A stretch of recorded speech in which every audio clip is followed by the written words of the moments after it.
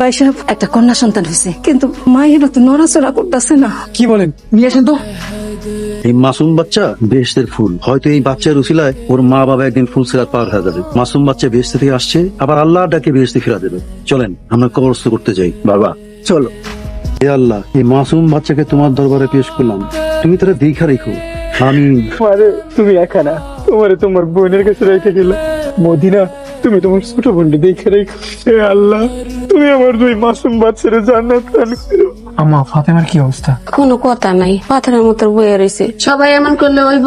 মারে সারাটা দিন কিছু খাস নাই, না খাইলে তো মরবি। নে আব্বা, ক্লিনিকে গেলাম। 2টা দিন পরে গেলে হয় না? বাড়িতে বসে থেকে কি করবো? বাড়িতে বসে থাকলে ওদের কথা মনে পড়বে। জামাই ফাতেমার কথা কিছুই জিগাইলো না, আশাদের মধ্যে কোনো টুকরানা নাই। বেচারা কত স্বপ্ন দেখছে, বাচ্চা হইব, সব স্বপ্ন ভাঙ্গা চুরমার হয়ে গেছে। লালা কত কষ্ট পাইছে। কেন আমার মাইয়া কষ্ট পায় নাই?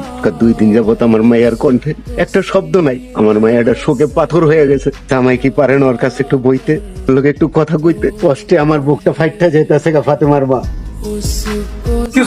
ওনার কি হচ্ছে আমি একটু দেখতে পারি? কে আপনি? জানতে এখান থেকে। বাবা, তোমার পরিচয় কি? আমি ডক্টর আসাদুজ্জামান। ওনাকে হাসপাতালে নিতে হবে প্লিজ। জামিলের কি অবস্থা? Now he is out of danger. আলহামদুলিল্লাহ। তোমাকে যে আমি কি করে ধন্যবাদ দিই। এটা আমার দায়িত্ব ছিল। আমি কি একটু জামিলের সাথে দেখা করতে পারবো? হ্যাঁ শিওর। ডক্টর সাহেব, সরি, না বুঝে আপনার সাথে অনেক খারাপ ব্যবহার করে ফেলেছি। It's okay.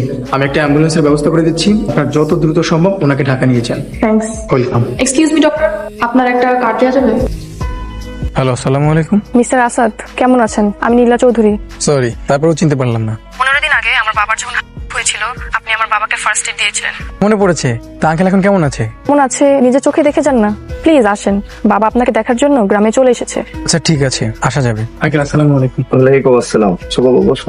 এখন শরীর কেমন আছে? আমি এখন সম্পূর্ণ সুস্থ। সেদিন তুমি না থাকলে যে আমার কি হতো? তা তুমি আমার ক্লিনিকে জয়েন করছো না কেন? এই গ্রামে তোমার প্রতিভার কোনো মূল্যায়ন হবে না। তোমার যা যা সুযোগ সুবিধা দরকার সব দেয়া হবে। আমার একজন ভালো ডাক্তার দরকার। মা, কয়টা বাজে? উনি এখনো আহে না কেন?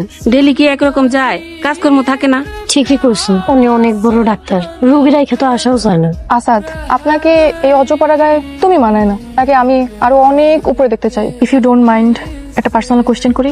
শিওর। আপনি কি ম্যারিড? না। কিছু মনে করবেন না। আপনি কি ঘুমাইছেন? আমি 2 মিনিট পরে আপনাকে ফোন করছি। ওকে। ইস, মনে হয় ঘুমায় গেছে। আমারই ভুল, বেশি দেখে ফেলে ফেলেছি।